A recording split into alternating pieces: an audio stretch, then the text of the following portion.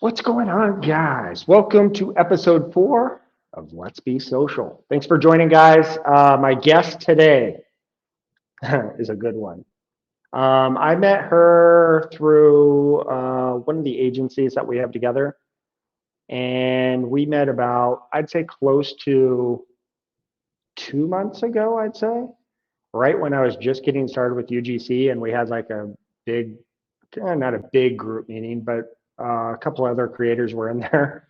And I was learning quite a bit in that first month and learned a shit ton after we got done with our mastermind class. And this girl is going to blow your guys' mind. I can promise you that, because you're going to need your pen and paper, just like our last creator that we just had on.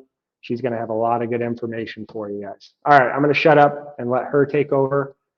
Hannah, please welcome her to the show. Hey, Trevor. Thanks so much for having me on. So excited to be here. I appreciate your time. It's really an honor to have you on here. It's fanboy moment for me. Big fan of you and your content creation, and just you as a person. Really, Mm, you're an awesome person to chat with. Before we get Likewise. started, thank you. Before we get started, I'd like to ask you, like, who are you? Where are you from? How you got into your UGC journey or content creation, and just tell us a little bit about you as we get into just the start of the show. Yeah, absolutely. Well, once again, thanks again for having me and excited to share a little bit about my journey. Obviously, I'm Hannah Houg. I am a content creator, mainly specializing in direct response ads. And yeah, I started my journey. It's been like 4 years now, which is crazy to say. I live in Minnesota currently. That may be changing, but I've lived here for 3 years at this point and have lived in a lot of different states, not gonna lie. I think like 6 or 7 at this point in my life. So it's hard to pinpoint exactly where I'm from necessarily, but yeah, it also makes me like super adaptable, I think, in my content and the kinds of content that I create, just because I've lived so many different places and been through so many experiences. So yeah, that's kind of a little bit of where I'm from and getting into UGC in general. A little bit of a different story than probably a lot of current content creators at this point, but I actually started in the marketing field primarily first. So actually, while I was still in college, I got a job with a public figure and author, speaker, coach, Brendan Burchard, based out of Portland, Oregon. And that was like my first insight into the marketing world, how to have a personal brand, how to have affiliate blogs, how to grow your business, how to run 1,000 people events, how to garner social media through authentic content creation, the whole thing, funnel building, email marketing. I just felt so blessed that I was literally in my senior year of college and still got to experience so much. And I really do attribute a lot of my current success and to that foundation that I was really built my entire career off of. So a lot of creators come into this space with zero marketing know-how, and this is the one thing that really helped me be able to skyrocket my career in content creation, even though I didn't know it at the time. So I wasn't I love taking pictures back then. That was like, 7 years ago now. I loved taking pictures and doing different kinds of content. I always knew I wanted to create. But the problem was that I was creating for so many, for this brand that was like a male brand, not me, not authentic.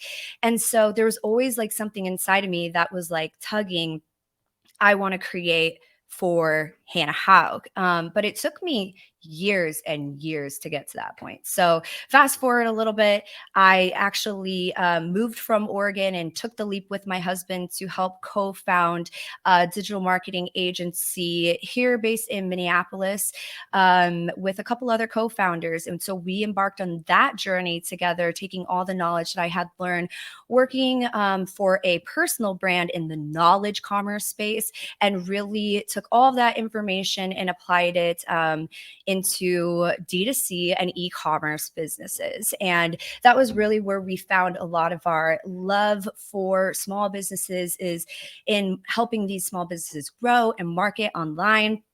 And so I was really serving not in the content creation aspect, primarily in the director of operations role, helping to build and scale the company, manage the teams, the workflows, project management, the whole thing. So we did that over 2020 and 2021. And what I realized was that that small voice of creating never went away. If anything, it was just amplified, almost screaming to get out at that point, because I had done so much operation and marketing work in the beginning half of my career that I just knew I needed to start branching out and doing this.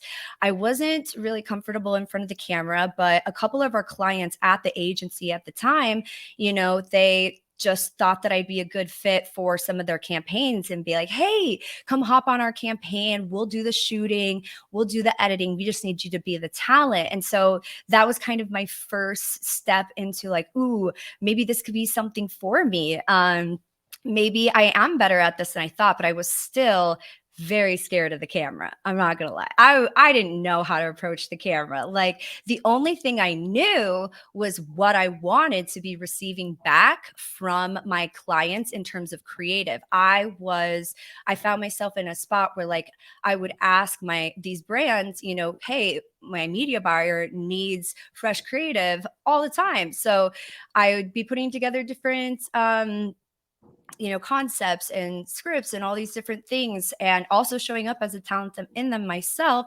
But I was just really disappointed by the level and quality of content that we were getting back. And so that's when it was like almost out of necessity, which is really a huge part of like, I think what drives me to this day is like a necessity deep within that says like, hey, if you're not happy with what you're getting back, maybe you could do it better.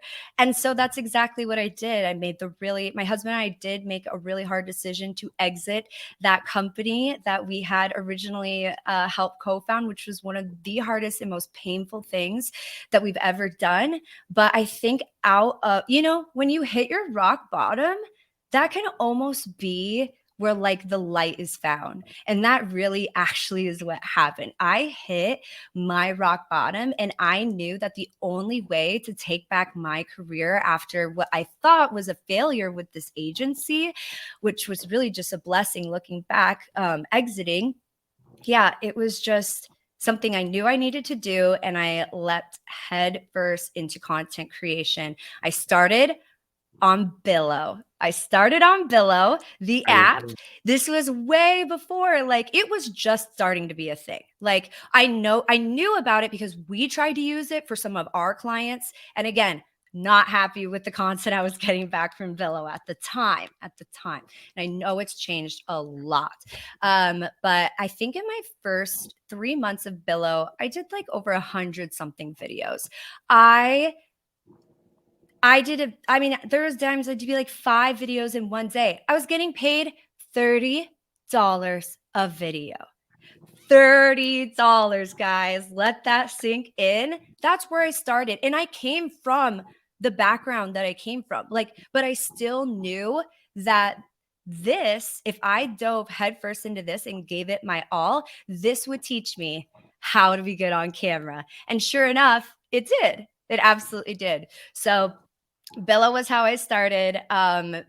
Billow is how I met a lot of great people, and it grew my confidence. I knew that I wasn't going to do it forever, but I was going to give it my all no matter what. I never complained about it, except for maybe 2 sleepless nights where I stayed up all night editing for stupid Billow. No offense. I appreciate it, but like, dang, yo, they knew how to work me.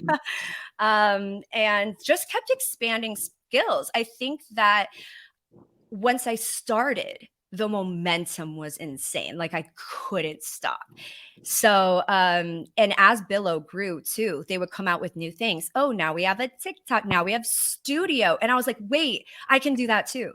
I can do that too. Even though I never have done it before, I wanted to prove to myself, like, and I just knew, like, yes, you can. Like at this point, you've already proven to yourself you can do the thing that you're scared of. So like, why not keep going? And that's what it's really been ever since. You come against a fear and you just burst right through it and you keep going. And sure enough, the miles compound over time and the baby steps compound into where, like, well, it's obviously the journey's still going, but I'm not on Billow anymore. I will say we're charging more than $30. We're a lot more. And it was so worth it though. So worth it. So yeah, that's how I started. And I mean, I still have a whole career outside of that too, you know, working for AdCrate and, you know, wanting to be more in creative direction. At that point, I was like, so really after my Billow season of Billow, I realized, like, okay, maybe I do miss operations. And that's been the constant pull for myself recently. Operations, systems, development, marketing, brand building, brand scaling, all of that. Also creative. So that's where I thought that, hey, maybe I'd be good in a creative director role. Maybe it's not operations, but it's creative that I'm supposed to be in. And thankfully, you know, AdCrate really saw that in me and was like, hey, like, how can we have you on board? So that embarked a year-long journey of my partnership with AdCrate, the agency, and really helping to build that agency up and build the processes and systems, and do the other side of the content creator world, which is the creator sourcing, the creator management, the video editing management, you know, really helping to build that team, manage that team, the processes, account management, the whole 9 yards. And at the end of that year, what did I find out? I was doing so much system development, I missed content creating again. And so it's been the constant pull. Where do you fit in with systems, with the growing economy, with knowing your personal skill set, the necessity within, and where is like your time and skill set going to have the most impact in the marketplace? And that's just been something I've been chasing ever since. I exited AdCrate in October of last year on awesome terms after our first ever creator house, which was such a blast to help plan and put on. And yeah, it was the right time. It was the right move. I've been in agency life at that point for, you know, close to 5 years. And now we are full-time content creating as it currently stands. So, yep. Well, you and I have a lot of similarities. Really? Oh my gosh. Well, I've done modeling and acting, mostly modeling, because my acting was so bad and I was afraid on camera, like, and I still am, like, I still get nervous, really nervous. Like, I'm not kidding you guys, my armpits were like sweating before we got started here. Like, I get super nervous on camera, and this has been good practice for me. Yeah. But I didn't get many acting jobs because I was so bad on camera, and this has kind of developed my skills, like you said. Yep. And better on camera. And now, obviously, as you guys can tell, Hannah's pretty good on camera. We hope so. That'd be so funny if they're like, oh yeah, she might need to go back to Billow. She needs some more work. And I started on Billow too. And you know how many jobs I did? I bet a lot, because you're really good and like there's not a lot of guys. No way. Yeah. No Yeah. way. Yes way. I'm not kidding you. I Dang couldn't it. even, she's doing 100 videos and I couldn't even get one. I don't know. I didn't even do one single job on Billo. And I was on there for probably my first month. And I noticed, like you were talking about, like they were giving budgets of like $30 and stuff. And Ridiculous. I started seeing like all these other creators and all these other opportunities with different apps and different companies and everything with for like 5 times that. And I was like, Yeah. Billo might be a great start, Yep. but I don't think you can make a real good income even if you No. are doing 100 videos. Oh, it felt like, yeah, it didn't feel like it didn't. Here's the thing: if you're not paid your value, then you just feel crappy about the work at the end of the day. Like, and that's not, and it kind of shows. But Yeah. that being said, I trusted that like whatever was going to happen on that platform was going to happen, and you know, have been very blessed by it altogether. So it's not for So, everybody though. And I'm yeah. definitely not for the prices. It's really sad, honestly. Okay. So let's say I am a new creator and I'm just getting into the space, or I've been in the space for a month, 2 months, and I'm still struggling to get jobs. Other than Billo, do you recommend getting on these apps and sending outbounds, or what is your biggest recommendation? Is there a specific app that you really believe in, or what Mm. should I do? There's so much controversy around this, like just because there's so many different paths to take. I mean, a path you can take is show up as more of a content creator on your own platforms and attract brands, visibly that way, because a lot of brands are sourcing directly on platforms still. There is the nickel and dime Fiverr, inbound, that whole thing, which can be great, but like, I don't know. It's hard for me to say because I do currently at this stage. I mean, I don't think I've ever done an outreach, like ever. Period. Wow. I've never sent an email. I've never pitched my services. And I really believe it's because of showing, not telling. It's showing, not telling, because that's what content creation is storytelling. Like, it is storytelling, and brands want to see that, not hear it. They want to literally see it. So I think like the more visual, like even as a beginner, that you can get, the better. I would also say some pre-work is just like understanding consumer psychology, the way the mind works. These are all things that can separate or differentiate yourself. And I would say those are other things that brands are really looking for. Is they just want hassle-free creators who are dependable, who can consistently turn around high quality content. And yeah, so I would just say, you might have to, if you're just beginning, take the $30. I took the $30. Okay. Like, there's nothing wrong with it.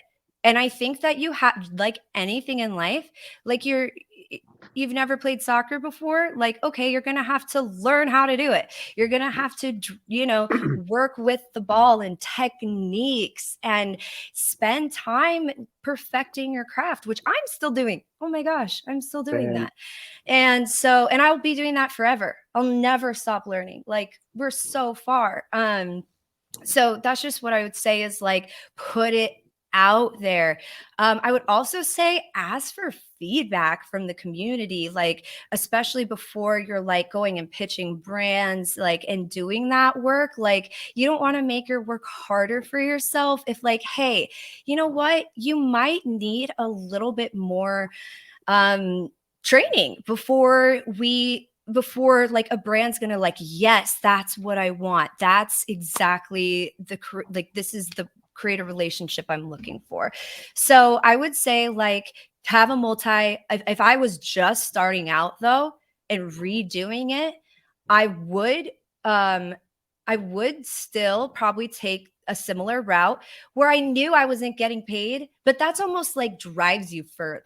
Like, I'm not gonna do this. Like, so don't expect to land the $500 a video deal like right off the bat. Like, the expectation is that you're working to that level, period.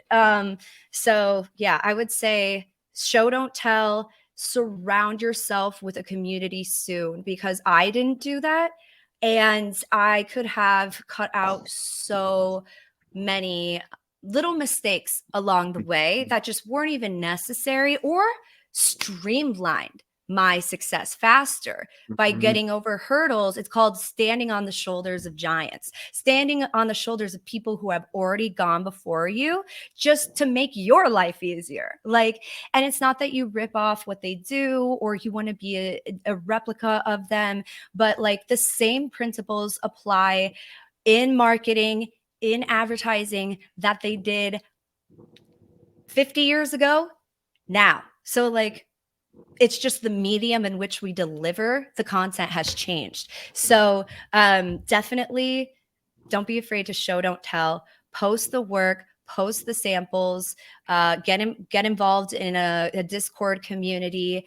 I would be careful with how much you're allocating your resources to, or your money, because like, you obviously want to grow, but there's nothing better than practicing over and over and over again. Like, over and over. So I would recommend these platforms for very beginners. If they can, end up landing a job. If you're not landing a job on one of those platforms too, chances are like, yeah, you might need a little, maybe some feedback. Like I say, like, there's always don't go at it alone. Don't go at it alone. That's all I got to say. I did. It was lonely. It was stressful, and there's a better way. So, yeah, don't be afraid. Post your work, post your samples, and talk to brands. Like, don't talk to creators, talk to brands, talk about brands. Pick up .com Secrets by Russell Brunson. Read what a funnel is. Like, if you don't know what a funnel is and you don't know how this whole thing is running on the back end at this point in time, you're going to need to know. And it's fascinating stuff. So yeah, I think the faster you can get to that point, the better. So when you say show, don't tell, and you say tell a story, where am I telling this story on? Like, how are brands going to find me? Are they just going to magically find me on what? I don't even know where to start. So where are these brands going to find me? Where do I put my story out there? Yeah, that's a great question. Again, like I said, multifaceted. There's so many different ways that you can do that, from owning your own platform, your own Twitter, your own TikTok, your own Instagram, and showcasing your talent, like letting that be a space where you can play and get feedback. Like, easy. Tagging certain brands in those. And then I would say also, like, Twitter, as we all know, I still don't think it's oversaturated for the right people. And then I would also say posting. I found success on LinkedIn. I post my work on LinkedIn. I talk about, it's not just the content, it's your whole being, what you're speaking about, talking about, passionate about. People don't want just a one-off content creator to make a video for them, like, just, oh, really quick. Like, they want to know you care about the product. They want to, like, actually be able to see who you are. So if you're only just posting on your Twitter, like, only examples, like, that's fine, but we also want to know, like, who is this person? What is the personality? So gravitating towards those platforms, which are already naturally show, don't tell platforms, use them, utilize them. You're a content creator. So, and I'm speaking to myself here too. I've got a lot of work to do when it comes to the other side of this, which is more of the personal branding on my socials. Like, I'm virtually non-existent. And so, it just goes to show, like, one step at a time, one step at a time. But I think that you can really do either or all three. But I'd say, like, those have been my three. I haven't ever been on Fiverr. I've never been on Coley at this point or any of the other. But I do know that, some of them, more of the premier. Social Savannah has, a couple lists. I think Dara Denny does as well, of just some of the courses that, and the communities, and also the applications or brand umbrellas that are connecting these creators with brands do work. So, it never hurts to try. But before you do that, again, don't make your work harder for yourself. Reach out to someone and say, hey, can you review my content and honestly give me feedback? Because why would you want to put yourself in a position where it's like, oh man, my content already, it needs a little bit more work, and that could have easily been changed just by someone kind of coaching you through that, versus getting on there and being disappointed all the time that you're not hearing, a response. So, yep. And then the last part of that is really word of mouth. I mean, you treat your clients well, you over deliver every time, you are dependable, you produce high quality work, then you will never have a problem with inbounds, because someone will be like, I mean, I've had people come up and be like, oh, hey, I was referred to you by so-and-so. I'm like, who? I don't even know that person. I don't know who that person is. They just heard of me, who then heard of someone, who then said I could maybe do something for them. And that is to me, the biggest thing. Wow, when people are talking about you that way, you have hit a different level. You're someone in the space, in that e-commerce owners at that point, or property owners or whatever, are talking about, and they want what you have. That's the level to get to, in my opinion, because then, yeah. So you bring up quite a few questions when you say that. My first one, very, very, very obviously, Hannah's got the knowledge here. And so I just had a friend come in. She's a creator as well. And she is getting deals. And the deals that she's getting is not very good in terms of budget wise, but she is receiving them. How can she potentially work with those same clients, or do they have a higher budget? What would your advice be to try to get more of a budget, or find those clients that have a higher budgets than $30 on Billo? Yeah, that is a really good question, and one that I think it's more macro than just the creator space. We're really, and something that we're going to have to keep our pulse on for honestly the next couple years, because it's as if some brands have realized the importance of creative, and the brands that are shining very bright in the space, not only visually, we're able to see who those brands are, but on the back end, profitability wise, it's really clear who is taking up space in the advertising budgets. And yeah, something I've been really thinking a lot is it's a lot of their systems that are allowing them to have better budgets, because when their creative systems are strong, then they are actually able to have, and they have a good product, which is another thing you should really be looking at. The product's got to be good, or it's not going to sell. It's not going to sell, which means your job's in jeopardy with that client, which is there's a product fit. So if you're doing, little something that's really not going to work, good luck trying to maintain them as a long-term client. Their product isn't good. It might not be you. You can be the best creator, but if they're not allocating the spend correctly, or putting any spend, I mean, who knows?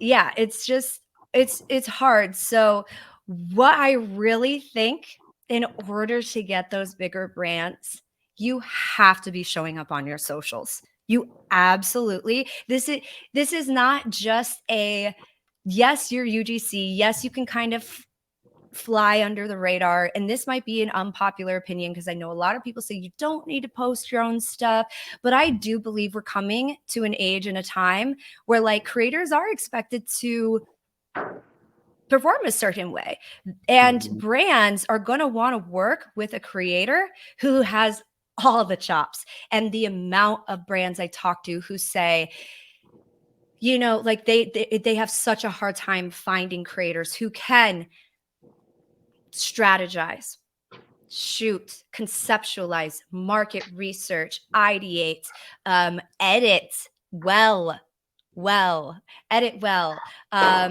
and also show up authentically.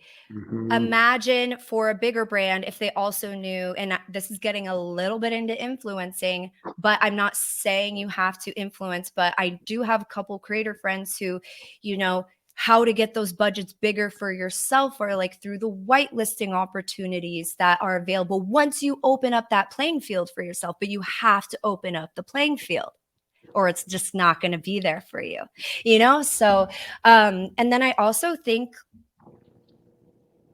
again, coming back to the basics, like if you know what you're talking about and you are able to speak about the creative and how it can transform that company in a strategic plan, that's really your best shot. At this point, creators are going to need to get like really cozy with the brands that they want to help scale and grow, because I think that that partnership will allow you to have that budget or that monthly retainer that you're looking for with the smaller brands. Bigger brands, you need more eyes on you too. Like they're not going to see one piece of video and be like, oh, cool, you're going to work with us for the next 12 months. Like they don't know you. They don't, yeah. So that's just something that I really do believe. And again, speaking to me, I don't have a strong social presence. I recognize this is my next move. I recognize that that is where I need to be spending a large majority of my time and like staking my claim and like what I talk about, so that I can bring those bigger brands to me. So, and then there's also a balance that no one talks about. Like, I love working for small brands. I hate that they have small budgets, but like, there have been a couple where I come across their product and I'm like, yo, you have a killer product. Your product is there. That's the sweet spot. That is an opportunity when you do find because that could mean potential revenue shares on the content that you create as they scale and build their brand, if they're open to it. And if you're able to prove in a 3 package, you know, right off the bat that your ads do in fact work, get on the call with their media buyer, get to know their media buyer. Like this is still relationships that are driving the ship here.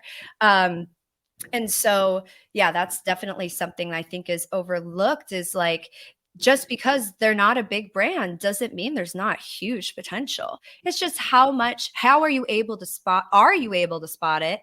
And how cozy are you willing to get with the brand? And do you align with them enough? I've had one brand specifically where they were about to completely go out of business. They were completely about to go out of business, but they have a killer product. And when they came to me, I was like, oh my gosh, that hurts. That hurts to hear that like your business is on the verge of going under. And so, you know, he's like, we don't have a lot of money. Could you swing these ads for this amount? And I'm like, oh, I don't want to, but I did it. We saved their company. They sold out of the products. Wow. This was during Q4, so I will say people are ready to buy then. So, and again, it's a really good product. It's there. And so at that point, if you can just show up and sell it, which is what we were doing, it's pretty easy from there. And then guess what? Right after that, the media buyer is with me and he's like, hey, can I pay you starting next year? Like, because this was in December, starting January, can I pay you double that amount? And from there, it's only been up and up because I took that risk to help the company. They saw that as me actually caring about their brand. Hmm. Hmm. And now he's the one that's giving out all my information to other brands to do the same thing. And the testimonials, hey, my business was about to go under. Hannah came on board. She was rock star. We turned the ship around. Now I'm able to bring my creator friends into that business and like if for them to create. And it's just like, this is the power of small businesses in marketing. And that's honestly my why. Like, that's my complete why. Like, it might be my anti corporation, like anti big America corporation thing going on, but like my why is like a lot of these brands are the mom, the dad that had a really cool idea for a product, and it is a stellar idea, and it deserves to be shown in the marketplace. They just don't know how. They don't know how to get that message across. And I will, if I can be the person that helps them do that, and I've seen how it can change lives, not just Yeah. mine, but other people. And that's really why I do what I do. It's not about the money. It's not about fame or trying to get a big brand partnership with XYZ. While those things are nice, and I'm sure like some of those have already happened, some of those will continue, and I'm sure will happen. But yeah, I think it's just about like, you got to be firm on your why and clear on your why in that regard. So I digress. Yeah. I mean, let's face it, you could have the best brand or company in the world, but if it's not being seen or heard by anybody, you're not going to do anything. So it's amazing that one, that you even took the opportunity when it didn't pay well, but you saw that there was potential in the company and Yep. potential in the long run of working with them in the long run future. Exactly. Again, that product fit is a huge thing. Like, and if you're really looking to grow with a company specifically, like getting good at understanding, and when you're on the call with the client, I mean, to hear a creator come in and be like, yo, what are your margins on your product? They're like, I'm sorry, who are you? Yeah. Am I allowed to tell you that? Yeah. I don't think so. But to get to that, just that frame of mind, like that's how I enter every call. Like, I want to know, are people buying Yeah. this? How are they buying it? Where are they buying it? The questions are endless. When I first started, like a big bonehead, like I didn't know what the heck I was doing. And the first couple of inbounds that I received were shit, like terrible products. Yeah, And they paid more than $30, and they're I love that. totally not my brand. Like it's totally not me. And now I have to live with those ads being seen by so many Yeah, people. And it's like now 3 months or 2 months or 3 months later, I'm like kicking myself because I wanted the deal and I wanted the money and I wanted the exposure and blah, blah, blah. And now I'm like, God, I really wish that I wouldn't have done that product because I yep, don't want my face, my brand name, my personal brand exactly. name attached to that. And now there's certain things that I get messaged almost every single week for very, very good money, but I won't do it because Yes. I'm not going to be the limp dick guy that takes the pills to get a hard dick. I'm not going to be that guy. I do not want my face. You cannot pay me enough money to be limp dick guy that everybody sees. I mean, Oh, I I hate know. this. You know what I mean? You got to draw the line somewhere. And I mean, I didn't even like the idea, like there was like a glow mask or something. And like, I was just like, would I actually use that? No, like I wouldn't. I had to turn it down because like, even though it was good money and just like, I can't do it because yeah, I don't know. Champion, like we're not gonna play that game. And not yeah, anymore. It's yeah. okay to be picky. In fact, it just helps the brand too. Like it really does. So it helps the brand, helps you. So I'm glad you Mhm. say that. And that makes me really happy to hear. And is honestly something I'm still trying to figure out, like that line, because I always want Mhm. to be down. I always want to be down to create something Yeah, cool. And like, yeah. but there is a line and there's a level. And especially when you're talking about, okay, I'm going to go build my own personal brand, and you're going to build a community online. You don't think that people are going to start connecting two and two and start bringing your ad from, well, and eventually there goes your credibility as a creator. Like, people are smart. And I'm not saying act in fear. I'm just saying it's okay to be picky. Okay, question for you. Let's say I'm just entering the space, or I'm 2 months in or something like that. Question one, how saturated do you think the UGC market is? And question two, if we were Bitcoin or something that's going like this, and we want to get in not when it's coming down, where would we be in UGC? Would we be just starting out? Would we be climbing up the mountain, or are we starting to head down? What would you That's think? a really good question. That's going to make me think for sure. So one, are we oversaturated? And two, where do you think we are in this hill? Yeah, I would say we are nowhere oversaturated. And the reason I say that is because I still have yet to see okay, maybe there is a handful. There's a handful. We'll say that.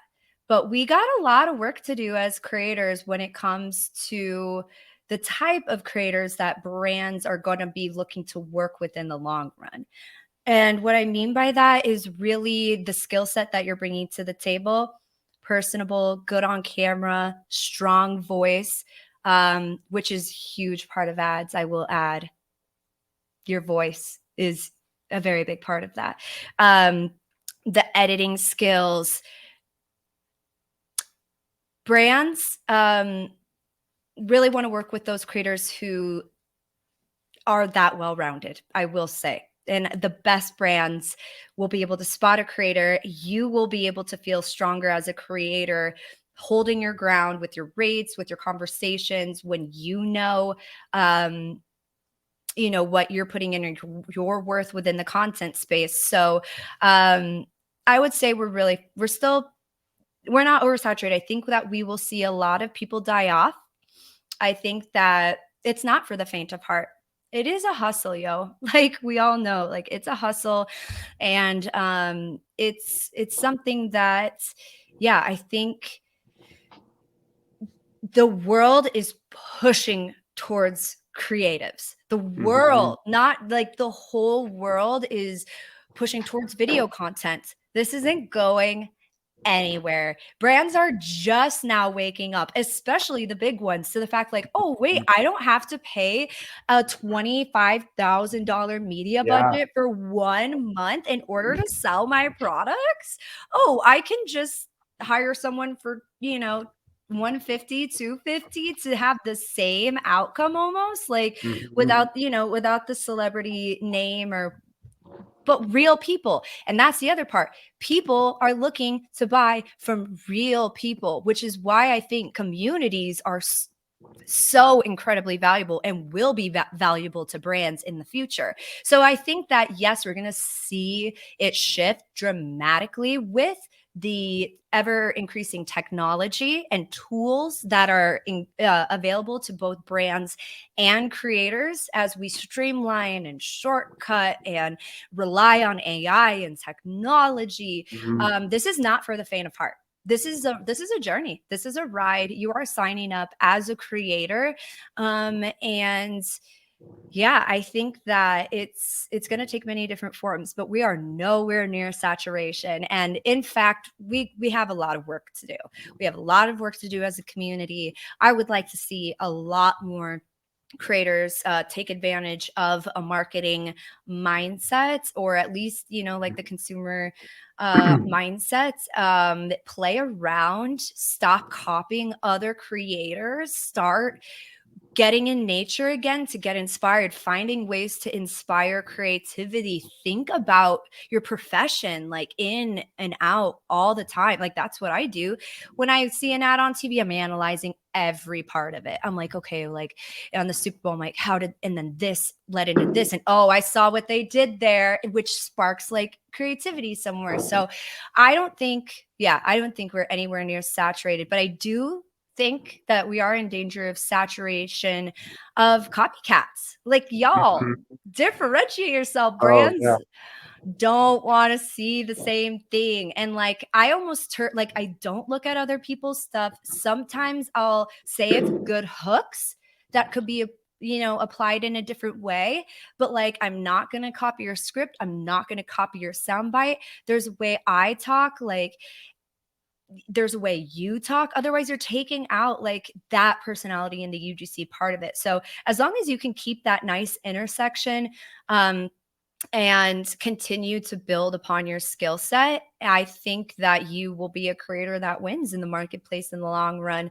But those who like are in it just to like get the system down and plug and play, like, yeah, you might get out, out created. I don't know. There may be a creator that a brand might be willing to go with over you because they're willing to step up to the plate, beyond just the money exchange. You give me money, I give you video.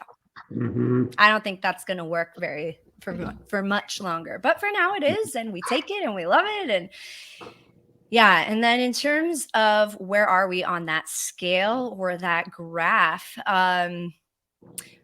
I am a huge JT Barnett fan, so I am of the iPhone creator only era. I believe that creators are just getting started. So I know I'm not talking UGC and the way it stands, but I think it will bloom outside of just user generated content. While that might be something that you're always able to provide, like I've been mentioning this whole time, like then it comes about your community, and it becomes about what kind of creator, how you create, working with the tools that are available to you, and to us at this time. And yeah, finding like your little niche, and what you talk about is going to be the thing that separates. So on that graph, I would say like we're just getting started, or like, it's almost,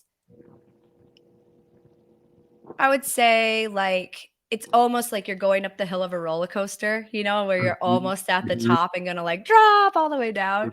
Like we're climbing up that hill right now. We're climbing it, and we're cruising to the top. And once you're at the top, like, I don't know. I think that that's gonna be a pinnacle of all these different kinds of, the way that you storytelling, creation, work with brands. So yeah, it's really easy and really cool to see. Like I've been really interested in seeing, and how I know this is like, I think I saw a Crown commercial, like Crown alcohol commercial, like maybe 6 or 7 months ago, where it was like on TikTok, and it was a little Crown bottle, and the creator they had paired with this creator who all she does is like special effects, to where she's like walking into different worlds, and like that's all she focuses on. And the brand was able to partner with her to create a series of her drinking Crown and then entering worlds. And it's an ad.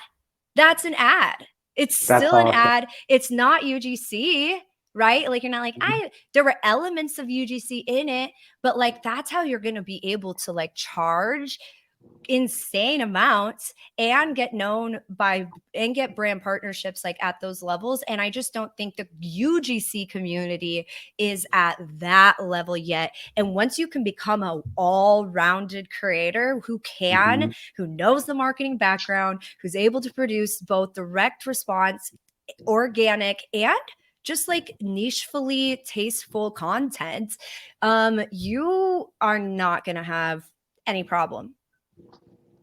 No matter where the hill goes.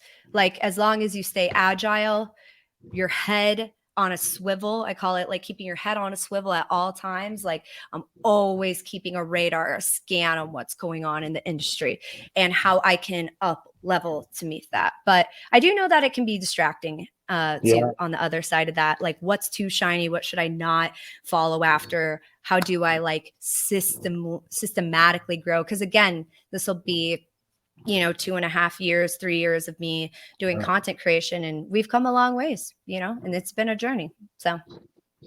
So build your brand is what you're saying. And in turn, hopefully those brands will enjoy you as a brand, and that's where you'll potentially make more income. Yep. And again, that personal brand building naturally will build a community under you, a following under you. And that is going to be what's really attracted to brands in the future as they continue to rely on everyday humans to sell their products, because people want to know they can trust who they are buying from. Their Gen Z is extremely picky and really good at picking out fakers. Yep, I agree. Very good. Extremely good.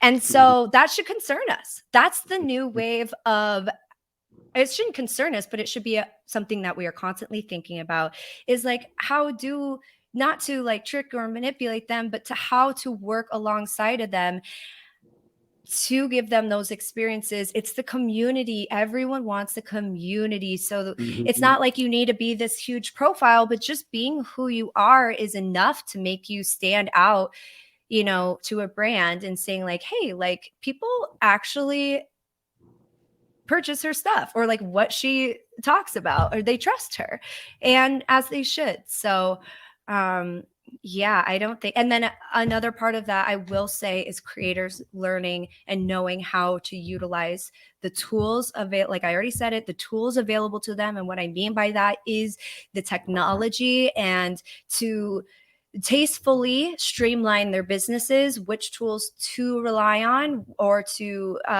help them what to keep as like your own process, like and how to, you know, work with these things, like in order to get you faster, farther. So that's another really important element that will make sure that you do get to see that full pinnacle of going over that roller coaster and reach the top, and like we're going. And for you, it might not be, for those creators, it's like, okay, you're not going to go like down the roller coaster. Instead, it's one of those roller coasters where it's like the flat ones where you're like, like we're just going. We're just, oh, maybe there's another big loop coming. Like that'll be more what it's like, versus like, oh, and that was the kiddie ride. Yeah, you're in it for the long haul. You're in it on the, you know, adult roller coaster at that point. So yeah, it's serious business. Really is. I love that. I love that analogy. I ask every creator this, and if you need to think about it, go ahead and take your time. On the brand side, if you had any choice, any brand, any company that you had your dream client, who would it be? Yeah, I do need to think about that. And if you need a chance to think about it, Sonia was just on right before you, and I don't want to sway your decision or anything. I want to know. Okay, could you guess what hers was? You know what kind of industry she's in. Yeah. No, I mean, I can't like pinpoint out of all, I don't know, like Nike? Bingo! I got it. Good guess. Dude, Nike would be sick. Come on, Trevor, hook a girl up. You're the one who lives in Portland. Yeah, I told her, honestly, that was my very first client I ever had. Oh my gosh, no way. You just wanted to relive that. You just wanted to say that twice. I know it. I know, right? Mine wasn't with UGC or anything. Mine was with modeling, because like, you know, I'm based here in Portland and Nike is here. And I had an agency for modeling and stuff. And I booked them when I was young, 14 years ago, like every single week. They had fashion shows on their campus. And the only reason I wanted to do it was you got free clothes like afterwards. Now they don't give out the free clothes. And before I didn't care about the money. I just wanted the clothes. And they were paying, like, this was 14 years ago, and you were getting like $1,200 a day, sitting around most of the time. And then you just walk out on some little dorky fashion show and show like their clients, their buyers from like Asia and Central America and stuff. So it's not like a fancy fashion show or anything. You're just showing buyers for their stores of how many units they want to buy, you know. But So that was my cool. first client. Yeah, was Nike. Wow. That is Okay, so cool. So enough about me. you didn't start on Billo, but you started at Nike. That's fine. Everything's fine. Well, well, my UGC journey has been a little I'm bit just more kidding. rocky. Oh, that's awesome. Um, yeah, I mean, that's so hard. There is one company and they're not even that big, but I just like so badly want to work with them. And it is the Kevin Espuru, I think his handle is on Twitter, but he owns the Botanical Seeds company. I'm super into plants and gardening, and my dream would be to work with them because I would just love to get like completely outfitted in like my garden space and like have them like have the most rad setup from them and be able to showcase like how people can grow, anybody can grow foods. It doesn't matter like who you are. And I just really believe in that concept. And that's like one of my niches that I eventually, once I have land, really want to get into and sharing is more of the gardening and homesteading and permaculture aspect of things, something I haven't even touched at this point. So that would be really cool. But I was thinking about it the other day, how it would probably have to be longer partnerships since like things take time to grow and stuff. So that is the one caveat I would have. But yeah, I really would love to do something like that. The other one that I had was like Netflix was like always Mhm. one that I like wanted to. And I did get like a little taste of that through one of my clients, which was awesome because they had a collaboration with Netflix. So I didn't like fully like, okay, I'm with Netflix, but like my brand in collaborate, that was like getting me closer to it. But I like think that that would be so cool to somehow incorporate that in like, especially as they're changing with like live shows and like hosting Mhm. live parties and like stuff like that. I just think could be so fun. So and I've also up until this point, like I would love to do some kind of like international travel for Yeah. specifically a partnership. And if I could choose anywhere, I'd choose Greece. And so like if I could even do like a like like the Grecian tour company or like something really big like for that, oh that would be that'd be so cool. Yeah, that'd be. So and I'm sure that will change over time and as my consumer behavior changes and is solidified and as my brand and niche grow, I'm sure I will have but I there's so many. I could go on forever. South by Southwest would be so cool just Yeah, to do UGC for South by Southwest yeah. or like CES, yeah, or like a giant consumer electronics show. Like these are all the most random things that I would love to do and be happy with any of them. So, but I don't really have like they're my dream clients. I don't Mhm. know. I'm super adaptable and open in that regard. So, yeah, we'll see. It's funny because uh, I'm not the best gardener in the world. I'll admit it. And the product that showed up today at my doorstep What'd was you from the get? was from Really? Did you get was like from, one of those vertical tower things? I can't say and can't say until I do the videos. It's got to be a big surprise. Oh my gosh, I can't wait. You'll see. Well, if they're ever But looking for other creators, no, I'm just kidding. they're out of the UK, and I'll So cool. probably start filming it next week because the weather's been awful here. But Yeah. okay, my question for you is, with these dream clients, how do you get your face in front of these clients and potentially work with them? For a guy like me that's just wanting to get my face in front of my dream client, how is that even possible to have that opportunity or have that chance to get in front of them or possibly work with them? Is it just magically you're going to sit in bed one day and all of a sudden you're going to receive an email, or what? No. Yeah, Okay. definitely not. I think I would do one of two things. They'd probably be a little controversial, but this is probably how I might approach it when I'm ready at that point. But first is checking LinkedIn for the individuals that work at the company so that I can make sure that I am reaching out to the right person and getting in front of the right person. And then what I would personally do is create a video. I would create a personal video that is short, probably 15 seconds or less, for that potential client to watch, and really explain, your in a very short way, like your background and what specifically you would want to create for the company, but then also showcasing, some kind of sizzle reel of what's possible. Is probably a way that I would at least try to go. But again, I would take my own advice and be careful in the timing of which I reached out to them. And, Q4 is a great time. Not necessarily depending on the product. You want to be careful of seasonality and budgets,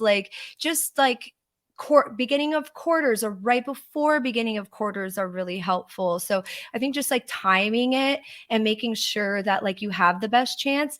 The other way that I would say is Before you go the other way, yeah. Dumb it down for somebody like me. What does Q4 even mean? What does that mean?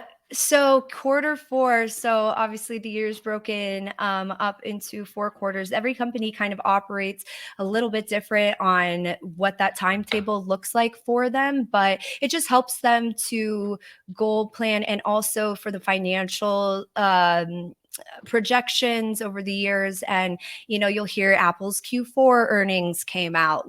It can help investors make smarter decisions in the marketplace.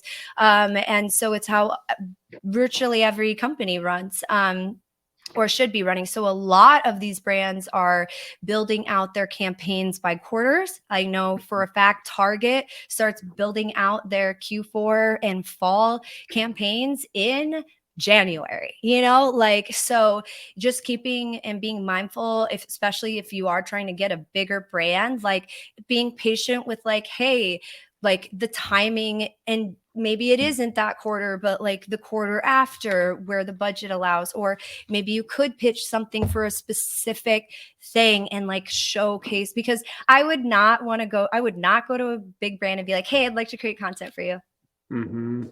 They're going to be so does everyone. Yeah. So you got to come in there here's what I do, here's my specialty, here's where I think that here's my track record, and I think we're a fit. Let's play. Let's play. And what do I need to do to get to that level of a yes from your team? Do they need me to take on? Sometimes you might need to take, a gifted collab the first time around. I don't know, to say you worked with the brand, but then it's because of that I'm open. I'm going to be open, especially as you hit those levels. Nothing's just you got to earn still, So Q4, that's what I'd say. And Q4 is huge for brands because this encapsulates Black Friday, Cyber Monday, Christmas, and the holiday shopping season. And that is go time for most brands. The competition is insane. I'm already thinking about Q4 right now and my offerings and how I'm going to fill my books and how I'm going to plan to work with the brands that are going to serve me, and I'm going to be able to serve them well and maximize it, because that is historically, both for brands and creators, the biggest opportunity to leverage budgets. That's where a lot of budgets are saved up and allocated for. And most brands start planning for that, in Q2, which we're in right now. So Q2, Q3, you can't go beyond that because you're straight into quarter four at that point, and that is serious go time. That is when you are a creator should be your busiest time, not gonna lie. So yeah. Yeah, like I had no idea. Like I think most creators don't have any idea about that too. Like obvious. Totally. We should talk for sure later so we can yeah, packages and UGC offerings at that point, it'll be very advantageous as a creator for you to instead do very smart package deals that are for specifically Black Friday, Cyber Monday focus, holiday shopping. Brands are going to be, yeah, chomping at the bit for that. So it's good to kind of be clear on like what you're going to offer, how many slots you have available for those packages, or just dependent on your creative model and strategy as a creator, because they are all different, so Yeah, very good advice. Okay, well, I don't want to take up more of your time, but I do want to give yeah. the opportunity. Is there anything that you think that we missed that we should absolutely cover that you think would be valuable for the listener here? Um, I'd love to have you on again, but I don't want to leave without you having the opportunity to think of something that you think would bring a lot of value to the listener here today. Yeah, I would just say, I said it before, and I know it sounds kosher, like never stop learning. Like that's going to be the difference between every creator out there is like those who are in it for the long haul are going to know they're going to need to roll their sleeves up, and new stuff's going to hit the scene all the time. And we're going to have the chops to like discern, is this right for me? Is the impact greater than, my time spent on this? And and that's going to be what separates you from everyone else, is continually honing in on that craft and building that skill set, and keeping a very good pulse on, when is it time to outsource certain things, or what, so I just think that is my biggest thing. And a lot of UGC creators, I just think, can do even better on, like it might be worth taking a part-time if you're really like, I know nothing about marketing. Like it might be worth you exploring taking a part-time job with an agency, or meeting with agency owners, or taking a Facebook ads or advertising course in general. Just don't stop, and don't let the fear of how big it is, because it is a lot. It is Mhm. so much, but like just recognize that like I said, every step matters and adds up. And like over time, when you can talk with confidence about marketing and content creation as a whole, it blows people's minds. So as it should. And yeah, separates you as a creator. So never ever stop learning. And yeah. And also as a creator, I just want to say to all those who are like working so hard, like know your boundaries too, and really hold fast to those. Like Trevor said, like taking the time to write out your values and the things you're going to say yes to, and the things that are no. It took me way too long to do that too. Mhm. I was saying yes to way too many things that I shouldn't have. And it would have just been a lot better if, I had taken the time to really dig deep at my why. Why am I here doing this? What is my outcome and goal that I envision myself in the future? And and knowing that, yeah, that learning is really king, So that's it. Know your boundaries, keep learning, don't burn out, please. Like it's just not worth it.